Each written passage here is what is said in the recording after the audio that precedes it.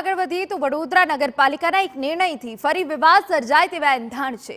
Door to door કચરો collect કરવાનો ઇજારો એક એજન્સીને આપવામાં આવ્યો છે, ત્યારે કરારની શરતો અંગે સંપૂર્ણ ચર્ચા થાય અને દરેક વોર્ડના નગરસેવકોનો અભિપ્રાય લેવાય તેવી માંગ છે। વડોદરા શહેરમાં હાલ ડોર ટુ ડોર કચરા કલેક્શનની કામગીરીને વધુ સુદૃઢ બનાવવાના ઉદ્દેશ્ય સાથે કચરા કલેક્શનના વાહનોની સંખ્યા વધારવાનું આયોજન છે।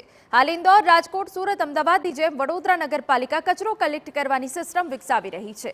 હાલ પાલિકા ડોર ટુ ડોરના કચરા કલેક્શન પાછળ રોજના 12 લાખનો ખર્ચ કરે છે, ત્યારે હવે કચરા કલેક્શનની ગાડી હાલ 350 છે, તેનાથી વધારવાનું પણ આયોજન છે, જેમાં રોજનો 32 લાખ જેટલો ખર્ચ થશે।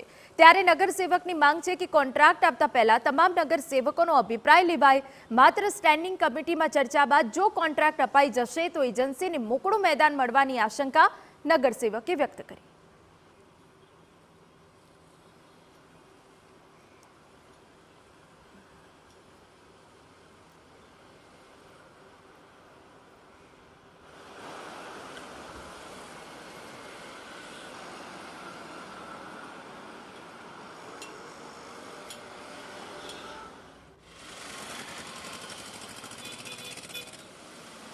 એક એક કોર્પોરેટરને પોતાના વોર્ડનો જે મંતવ્ય હોય, પોતાના વોર્ડની જે પરિસ્થિતિ હોય, એણે જે ડોર ટુ ડોરની ફરિયાદો, ઓપન સ્પોટની ફરિયાદો, ક્યાં કચરાના ઢગલા થાય છે, લોકોની માનસિકતા, આ બધાની ચર્ચા કરવી જોઈએ અને ત્યાર પછી કોઈ નિર્ણય પર પહોંચવું જોઈએ અને એમાં કોઈ સુધારા વધારા આપણે શરતોમાં ઉમેરવા છે કે કેમ, તમામ કોર્પોરેટરોનો અંદર અભિપ્રાય લઈને કોઈક શરત રહી ન જાય। કારણ કે આ 10 વર્ષ માટેનો હવે આપણે કોન્ટ્રાક્ટ આપવા જઈ રહ્યા છે, તો ડાયરેક્ટ કમિશનરથી દરખાસ્ત આવી જાય અને સ્ટેન્ડિંગમાં આવી અને સ્ટેન્ડિંગના સભ્યો એકલા ચર્ચા કરે, એની જગ્યાએ આ ડોર ટુ ડોર છે એટલે દરેક ઘરને સ્પર્શે છે। એટલે મારું એવું ચોક્કસ માનવું છે કે વડોદરા શહેરના તમામ વોર્ડના કોર્પોરેટરનો અભિપ્રાય લીધા પછી આમાં શરતો બનાવવામાં આવે અને ઉમેરો બી કરવામાં આવે અને દરેક કોર્પોરેટરના મંતવ્ય પૂછવામાં આવે।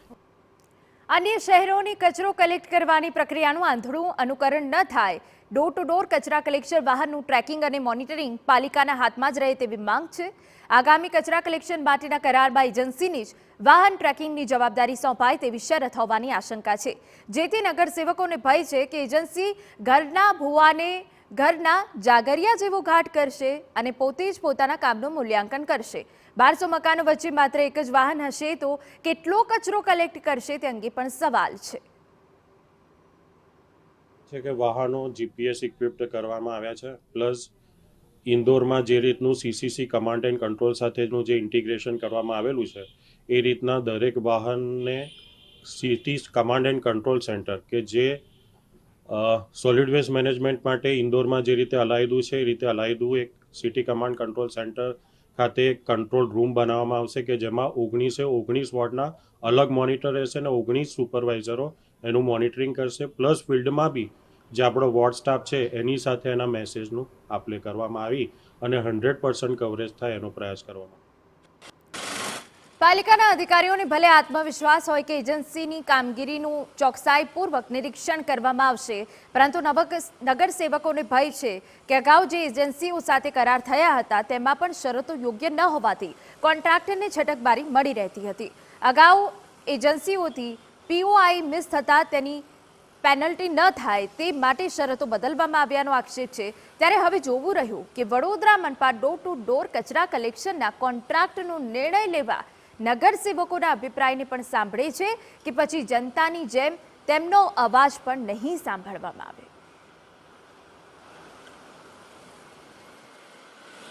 તગલખી નિર્ણય લેવા માટે જાણીતી વડોદરા મહાનગરપાલિકા વધુ એક તગલખી નિર્ણય લેવા જઈ રહી છે। જે રીતે અગાઉ પણ ડોર ટુ ડોર કચરાની ગાડીઓ કૌભાંડ સામે આવ્યું હતું, જે પ્રકારે એજન્સીને કામગીરી સોંપવામાં આવી હતી, હવે નવો નિર્ણય લેવા માટે દરખાસ્ત મૂકવામાં આવી છે। આ દરખાસ્તમાં પાલિકા દ્વારા જે તે કોન્ટ્રાક્ટરને 10 વર્ષ માટે ડોર ટુ ડોરની ગાડીઓનો કોન્ટ્રાક્ટ આપવામાં આવશે।